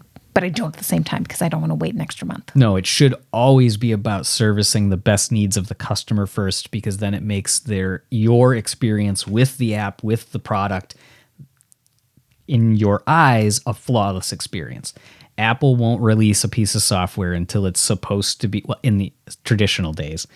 That's one of the reasons that people trusted Steve Jobs and Apple, is because they were like, we're going to release it when it's ready, not because we want to do it for this purpose or that purpose first. So that one, but we're very excited for it. The story looks great. Mm-hmm. It definitely feels more aged up. Mm-hmm. In a way, I feel like, did they look at the demographics of this and be like, wow, we've got a little bit of an older audience than we thought we did? What's funny is like our nephews who are in high school, they loved it. Yeah, they watched it. Yes. Pretty consistently too. So it makes me wonder if, like, when it all got said and done, the demographics came back a little older than they thought it was going to be. Because now it feels like this new story, which, gosh, we should really recap that here, right? But it feels like, Tyler is going into this next phase where he's like, do I go back to being a scarer because that's what my destiny felt like it was? Or do I now stick with Monsters, Inc. and this new thing because it's kind of been working and I'm on the ground floor, but he's being invited over to the other one to be a traditional scarer because we forget kind of in the movie. Or in the show. Well, in the movie, we kind of feel like the whole world has switched over to Laugh Energy, but no, that's only Monsters, Inc. Yeah. Fear Co. is still doing Scare Energy. That's why there's so much more to explore in that franchise. So I might be on your page now. Thank you. Genius. All right. Seeing movies in the theater again, starting with Soul in January, February with Turning Red, and now in March, at the end of March with Luca. What was your take in seeing them for the first time in theaters? They were all fantastic. I loved them all so much more in theaters. Luca's fresh of mind because we literally just saw it this weekend. Today. Yes. And gosh, that's a gorgeous film on the screen. Oh, I literally want to go to Porto Rosso. The water's beautiful, everything. Soul is unbelievable. yeah. Like that was Leo's favorite, our son. Yep. He said that one was Of his the favorite. trio. We asked after we saw Luca today, which one was your favorite to see in theaters finally? And Turning Red, the color palette is like my dream. And I love the fun of the girls. It's the gang. Yes. It reminds you of that middle school time. Yes. Like that is Just just having such so a much fun. fun. Yeah. I would have to say that Luca is probably my first favorite. Yeah. And Turning Red and Soul are second. And I have such a hard time Like it's with hard. I think, and maybe because Luca's like fresh of mind, but they were all fantastic. Okay, how about this? We saw all of them on that opening weekend at some portion of it. We were monitoring the theaters because you can obviously see which tickets are sold. Luca had the most ticket sales. This theater had quite a few people in it. So I'm intrigued to see, because we saw that, like the opening weekend, it made, like 500,000 or whatever. I mean, it was not what they were kind of hoping it would be, at least from a reviewer standpoint. Like they're like soul bombs in the theater. It's like, oh, be quiet. Yeah. It's something that was already released. This was a great branding thing because this was for the artists that worked on those pictures. This was for the hardcore fans that wanted to see these films in theater. I was all over it. This felt great. This felt like, thank you, Pixar. It didn't perform to a certain level, therefore people were like, it was a failure. But it's like, come on now. People have already watched it or potentially rewatched it a bunch of times on Disney Plus. You can't really gauge this against anything else. But from what we saw, it'll be interesting to see what the actual raw numbers are that come in for the weekend budget, because it looked like Luca had the most draw. At least in our theaters. Locally. Yeah, obviously we can't represent the whole U.S., but, as far as for the people... 3 times that we saw all the rest of them, this one was the most packed. Yes. So that was cool. Yeah. And there was still some things that I commented on about all the films, but like you said, I don't know that I could answer which one was my favorite to see. They all had different reasons why I loved seeing them. I mean, Soul with the deep the emotional music, resonance of it. Again, it was one of those films that's more of a personal story. It's a little smaller. It's in a smaller world, but I loved it. See, that one's not personal. That one's like a universal one to me because you're looking at 22 and everything and just like, what is your passion? It makes you think for me. But it felt smaller and felt more personal because it's more introspective. It's a smaller cast. And it was a smaller cast. Yeah. So the spirit of, I get exactly what you're saying, because you're right. It's not a personal story. It's not like their retelling. It's not Pete's retelling of what it is. It's such a pretty film too. Oh God. And the music. Yeah. The music is my favorite. Yeah. Although I really liked the music from Luca today too. Like I forget, because it's been a minute since we've seen Luca. Yeah. And I was just like, oh my gosh, all the Italian. It just was fun. Today was like a fun movie. The classic 50s Italian pop artists, That to me, And it made it like just fun and lighthearted. that to me was the shining light of that score. I'm not saying Dan Romer's score was bad, but I thought the classic Italian songs, which is such a weird thing because typically I always lean towards the score, but it was just because it was so unique. Probably because I never heard those songs prior to this movie coming out, because old school Italian pop songs weren't something that I would have come across. But now hearing them for the first time, it was more like, wow. Yeah, it was. And also Luca has some of your favorite characters. 110%. From any Pixar film.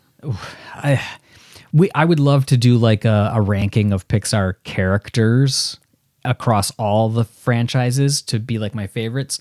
But I told you across all the franchises, Julia is 100% in that. Like your top 3, I think. Not top 3, but I don't know where I would, because I haven't put that much thought into it yet.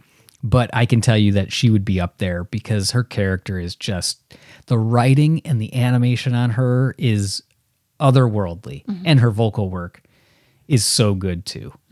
I love Luca as well. Yeah, I do too. Luca's just so, you can't help but be endeared to him. You're just like, you're cheering for him. You're rooting for him. So many subtle breaths and vocal tweaks and, just little noises that he would do under the lines I was like, wow, that's some good work. But then his character design is ridiculously awesome too.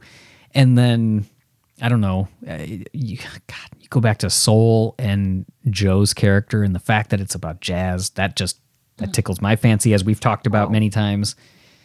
Mine too. Turning Red, that group of girls, it doesn't matter if it's girls or boys, it just makes you think of your group of friends from middle school. It's fun. 100%. It's fun. Yep. And it blasts you back. And you don't get any better than that intro.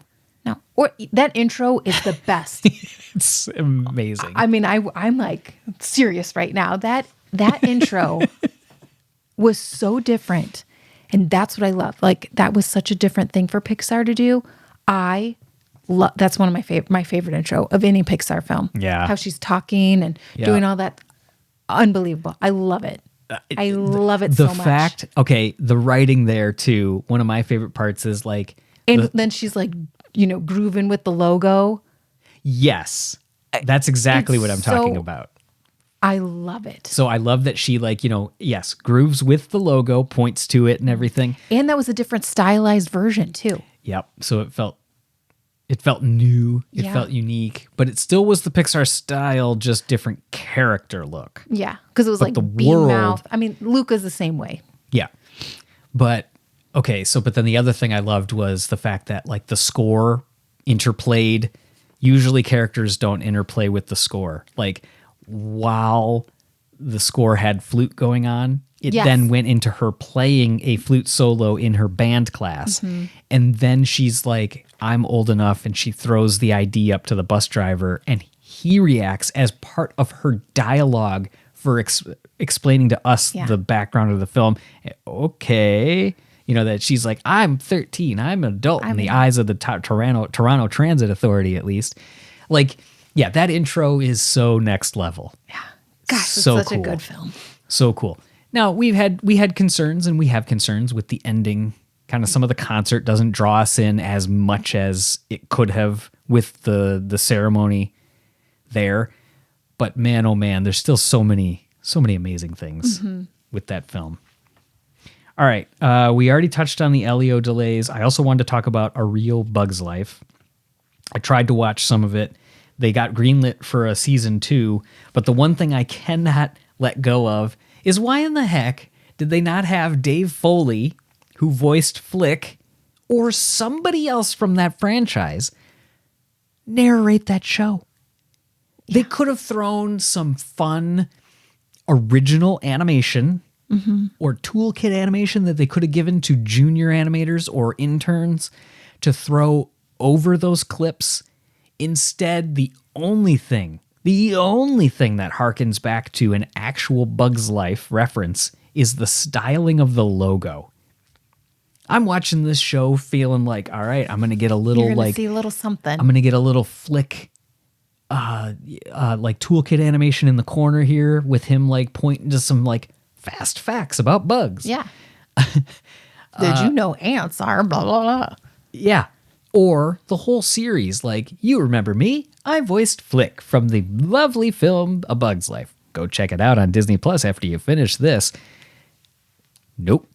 That was a disaster to me. It hurt me bad. It was the equivalent of when Planes was greenlit from Disney Toon Studios. It's like, wait, what are we doing? We're just using Pixar now? Yeah. We're using Pixar, but we're not actually going to honor Pixar by letting them do it or letting them have any real play on it. Mm-hmm. So again, it all comes back to all this time that we were thinking about all this stuff while we haven't been working on the site as much about what is the brand. Mm-hmm. They've done amazing things. I do not want this to seem like, oh man, Pixar Post is different now. They're changed. Our passion and love for the studio still resides and still sits there. But as you see the view of Pixar change in the public and how Disney treats them, this is where we start getting sussier and come up with more. But they did amazing things too. I can't sit here and talk about like a real Bug's Life and be like, I was sad, and not bring up the fact that they're still expanding the Pixar attention and love for the hotels, mm-hmm. the Pixar Place Hotel. Mm-hmm. That redesign is fun. Some of those room designs are fun. Oh yeah. There's still things that they could have done differently, but I mean, like, they did that hotel pretty quick. They turned that around. Yeah, but like the attention to detail and how the sketches in that, what's the restaurant, the sketch cafe, sketchbook cafe, mm-hmm. the fact that they're in the order of the release of the films, mm-hmm. and the way that they've got all the hidden things around, like I mean, that's just like how it is in Brooklyn. Yes, with those little little plates on the ground. Yeah, and there's a different character in each elevator, mm-hmm. so it makes you want to be like, "Ooh, I want to go. I hope I get that one that calls next." Don't even get me started on the theming of all the fire pits. That it's ember. I will say, Pixar in the parks is really turning it out. Yeah, especially Disneyland, because Disneyland gets a ton of awesome characters over there. Yeah. And they have Pixar Pier. I mean, I know Disney World has like Toy Story Land and stuff like that, but Disneyland, for Oogie Boogie, they have like Ernesto. Oh, God, De La Cruz, they have Sid. It's Pixar in the parks is amazing. Like, yes. The theme parks team, along with Disney, they are doing, I think, a fantastic job. And we got Pixar Fest coming back this year. Yeah, and I think they keep doing more and more and more, mm-hmm. which I love to see. Yep. I know they just released a ton more, what is it, the Pizza Planet truck merch? Oh my gosh, yes. So like the Pixar merch is like... They're going hard. Yes, and I love it. Is so cool. Minute of that. So I love that Disney, obviously they know that. Yeah. They know like the market for it, for, us silly Disney adults, as well as and as well as non-Disney adults. And they've got all that cool stuff that you've just been talking about that they're bringing back, with like the pin trading coming back again. Mm-hmm. It is. I feel like in general, the world is moving towards more of a fun time again. Let's have some levity, and I feel like it's happening. I'm not saying this is anything original. I just feel like this is what I'm seeing, and therefore I'm like, yeah, let's get there. Because, the pin trading and all the fun Pixar merch and other stuff that they have coming out, it's really hitting. It's really good. Although I will say, they just announced H2O Glow Nights, and I will say... Partysaurus Rex. Yes. Part of me is like, why? They had Partysaurus Rex for like those 2 years or so. Mm-hmm. The fact that they just called H2O Glow Nights, and they're not like calling it like the Partysaurus Rex H2O Glow Nights, or... Yeah, why not have that gigundous blow up, even if you're not going to theme it after Partysaurus Rex? Yeah, because I went to an H2O Glow Night. Specifically for that. Because I've gone to both now. I've gone to one that was with Partysaurus Rex and one without, and they didn't didn't have anything like that. Yeah, because one of my favorite products was that the They had Turvis. like a standee up of Ducky, Oh, that's right. but But that explains some of the rules, right? Didn't that? no, it was like a Oh, okay. it was like a photo op, Okay. but they didn't call it the party store, and that it just I don't know. Yeah, when you went to that, one of my favorite things that you brought back was that tumbler, the cup, the Turvis Turvis. of Partysaurus Rex. Like that was one of my favorite things that we own, and I use it sparingly because I don't want it to get scratched or anything like that. It's funny when I brought our water up to our podcast room right now. I didn't grab that cup because I was like, no, I don't. I put lotion on my hands. I can't get it all messed up. That's true.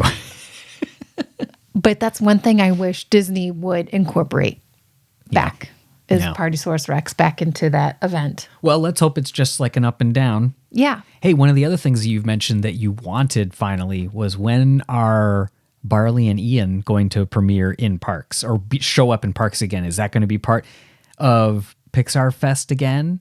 Like, because I know you said like, oh man, those were such cool characters and we never really saw them on a mass scale. No. So Elemental, Ember and Wade are coming to Pixar Fest, Right. but no word about Ian and Barley. Yeah. However, if you happen to be at a Mickey's Not So Scary Halloween party in August, Leo and I are going as Ian and Barley. Oh, you are again? Mm-hmm. Are you? You might change that, or are you sticking? No, with we it? are sticking with it You're sticking with it? Yeah, I bought his shirt from Amazon. Love it. So I have it because You still have the vest. I have Barley's. Yeah, The but vest. I got Leo's like the buffalo check shirt, but I needed a short sleeve one because it's 1,000 degrees in Florida in August. Yeah. And then I just need to get him jean shorts, but we have everything else. Awesome. Yeah. Well, that's going to be So fun. we will be at Ian and Barley. Oh my but God. I And we watched, by the way, we watched that movie again like a month ago. Because, yeah, this is how deep our love goes. I basically, if there's anything, if it's a movie night, I always suggest a Pixar movie. yes. And our son who is just fell in love with Cars. Yeah. Isn't that weird? Yeah, he's now like, that's my favorite Pixar movie. Yeah. So he always suggests Cars 1, 2, or 3. But we watched, And his order is 2, 1, 3. that's true. Which is interesting that he likes 2 the best. But we watched Onward again, and boy, oh boy, after it, he was like, oh, I forgot how much I love this movie. Mm-hmm. It's cool, like, with kids, because they can kind of, like, forget and move on. They obsess over something, then they move on. Mm-hmm. And then when you reintroduce something, they're like, whoa, Yeah. I forgot how much I like this. And, oh, my God, just there's so many amazing jokes in that Oh we my were gosh. cracking up at. There's so many great one-liners too. Yeah. Oh, the one-liners are where it's at in that movie. All the stuff with the pixies. Yeah. Yeah. The vocal acting of the pawn shop owner. Oh, I'd say about 50 or 100 or whatever, 10. Love it. All that stuff is so funny. It's hilarious. So we're always rewatching these things. We're still super connected to it. My office is 100% Pixar. We're looking right now as we're recording Our this. house is filled with Pixar art. It is. And it's lovely. Don't say otherwise. You walk downstairs and we have a giant fat head of Bing Bong leading you down to our basement. In the entryway. It's quite As soon as nice. you coming through the garage, it's right there. It's like Bing Bong. Do you really like it, or is it? I do. I actually do. Okay, like that. I didn't know, because the way you were saying it, you were like kind of like, I Oh, no. didn't know if you felt like we needed a change. No, I love that. So Inside Out 2. I am so excited. Yeah. I'm really excited about this movie. Okay, what about Inside Out 2 has you this excited? I love the 4 new emotions. Okay, which would you say, this was your question Yes. that you said we should talk about, which is your favorite of the new emotions? Okay, there's anxiety, envy, ennui, and embarrassment. Which one do you think I'm most excited about? I think you're envy, No. embarrassment. Yes. It 100%. really? I feel like embarrassment rides like gears me all the time. Because I Really? am I feel like I'm embarrassed. I am like an awkward. Yes. No, you're not. Oh, inside, I feel it all the time. You're joy. You're the total like overly confident. You sell it well. Yeah. So, well, then it's joy and embarrassment because I feel like when embarrassment went to shake and then fist bump, I'm Yeah. like, I've never felt more seen in my life. Yes. Okay. So that's going to be a major focus of our upcoming episodes because Julie... What about you, though? Real quick. Well, yeah, I'm just going to say real quick, that's going to be like a focus of our major, for people listening. I leave in a couple days. Yeah. So it's going to be fun to be able to get some background. But obviously, we're going to have the time where we go there and we're not going to be able to say anything officially for a little while. But that's going to be coming up. Mine, okay, what do you think? Ennui. Yeah. That was too easy. Now, why? Just because you wouldn't want to talk to anybody, or just No, you are the chatty one of us all. You are very outgoing.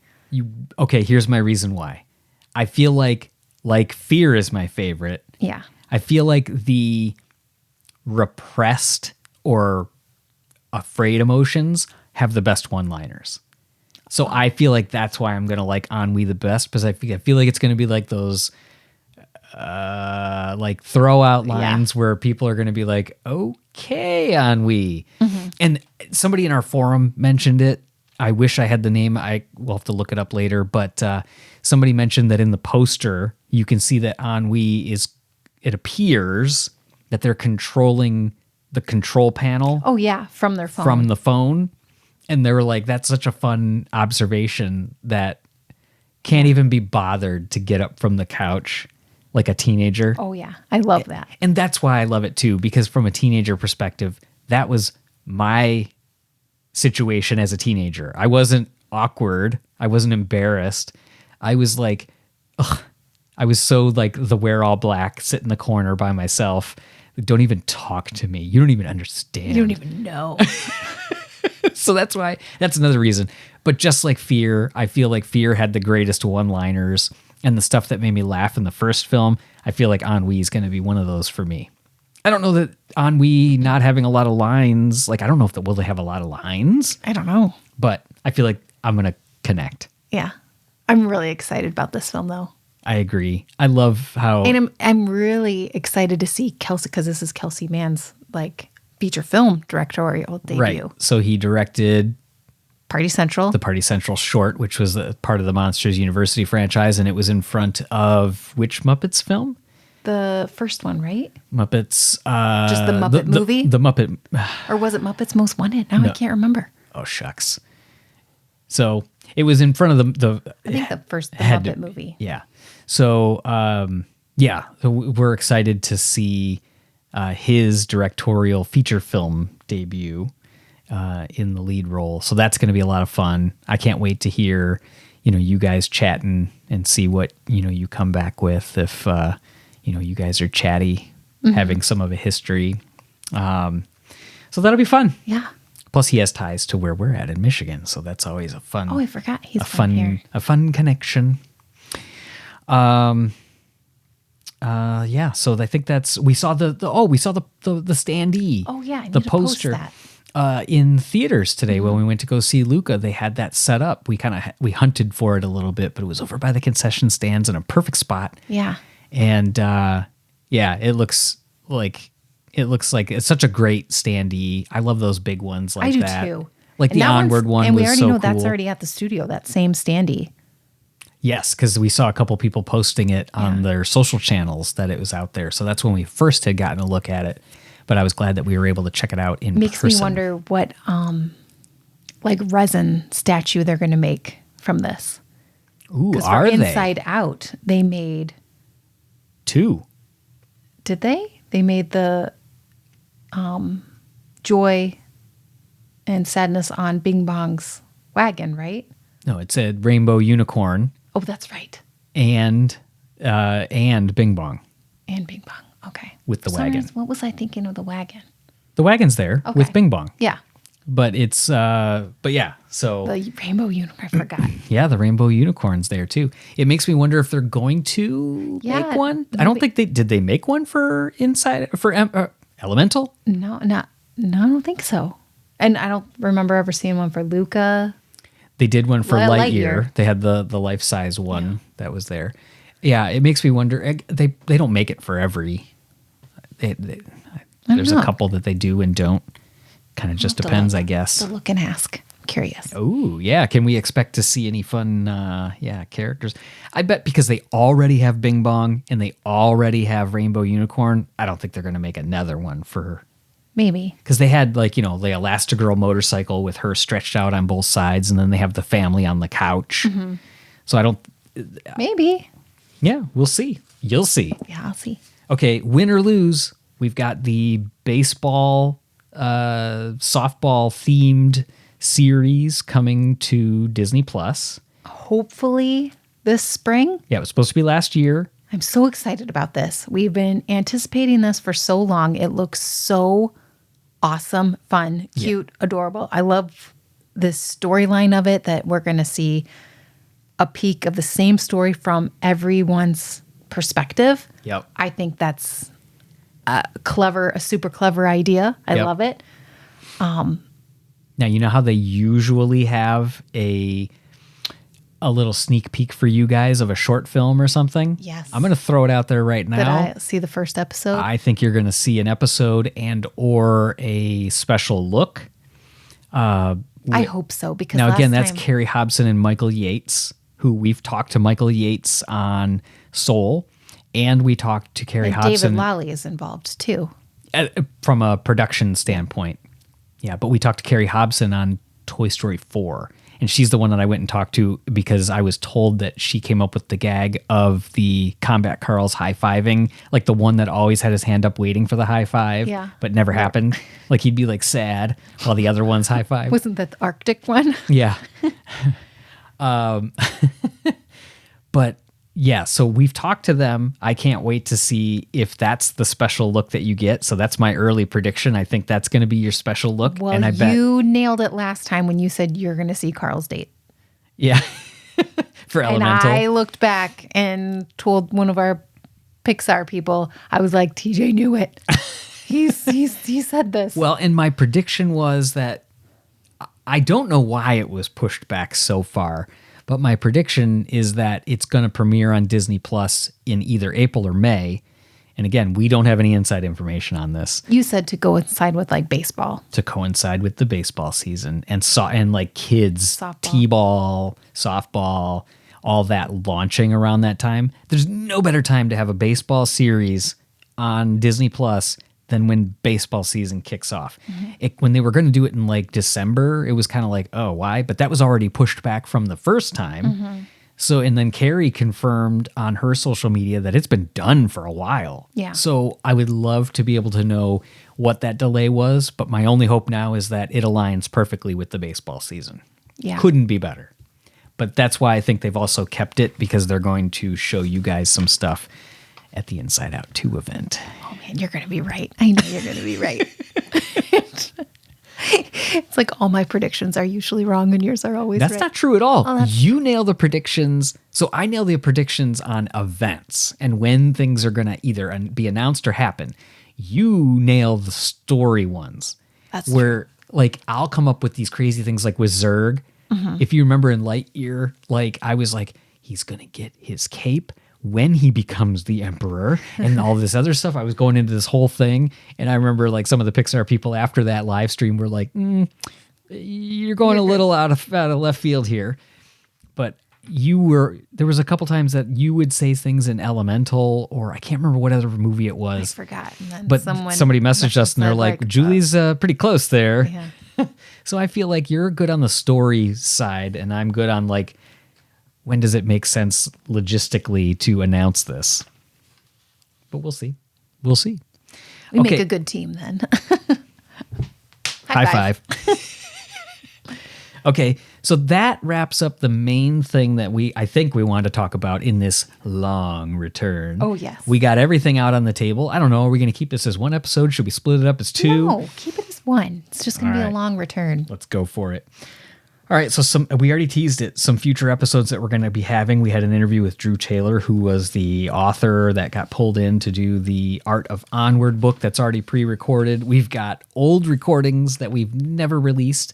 You know, I always sit there and I wonder, like, how are they still coming up with like Tupac recordings or Prince recordings or all these crazy artists that have been gone for quite some time? This is how. Because you just do so much stuff and you get busy and all of a sudden you're like, whoa, where did this tape come from? Yeah. So there's a digital file where I'm like, holy cow, we still have plenty of interviews that we've never released from Elemental, from other things too. So we've got some of those old recordings that we're going to be able to dig into, some more of the archive recordings and some other posts that we can do. We've got ideas on other upcoming posts for ranking all the Pixar posters, which, gosh, it's going to be hard for anybody and our to... favorite one-liners. One-liners, favorite characters. The ones that we say the most. Yeah. But the posters, do you have a hot take, a quick poster that would say like, oh, every time I see this poster, I absolutely love it? Like a payoff poster or the first release or anything like that? For my money, I don't know if you're going to beat the payoff poster for Onward, because it just throws back to those like 80s movies and everything like that. I love it. Although I will say I do love the new release of the Inside Out 2 one, where they're all smashed against the glass, basically. I love that. In fact, you said as soon as that's available, I want to own it. Mm-hmm. And I love the MU one with all the characters. Oh, the full character cast where they're like outside. Ooh. Yeah, like the school shot one, Mm-hmm. like the classroom, the class shot. I love the Luca one with him laying in the water looking up. Oh, I like that one too.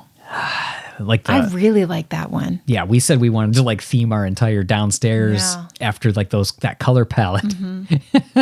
I still do. I know. It's such a cool one. The color, like you said, the colors of seeing that in the theaters was just to die for. And then, back to other recordings. We've got that interview with Dominic Lewis, who did the music for Monsters at Work. I think that'll pair perfectly with kind of, hopefully he does the music for the second season, but even if not, it'll be fun to recap and look at that as we're hot on the heels of season 2 coming out. And we're going to have plenty more to talk about. I wish at this point we could commit to a specific day or timeline that we want to release these episodes. We can't yet, but we have. We're working. We always say that though, and we have an idea of what we're going to do, but we're going to wait to see. Yeah, we said a lot of things before. We'd be like, oh yeah, we're coming back, and I owe an apology to anybody since the pandemic that I've been like, we're working on it. We had the best of intentions to keep coming back, and it's life. It's a lot harder than it seems sometimes. No. But not for bad reasons, because we have too much fun. Yeah, we do. And we prioritize family. Of course. We should. Family time. Yeah. So anyways, I think that about wraps up episode 72 of the Pixar Post podcast. What do you think? I think so. All right. Well, in the meantime, until we meet again, be sure to stay tuned to pixarpost.com all week for the latest Pixar news, and be ready to enjoy the Pixar Post podcast as the return of our 12th year of Pixar Post. Yes. See ya. Bye. Bye-bye.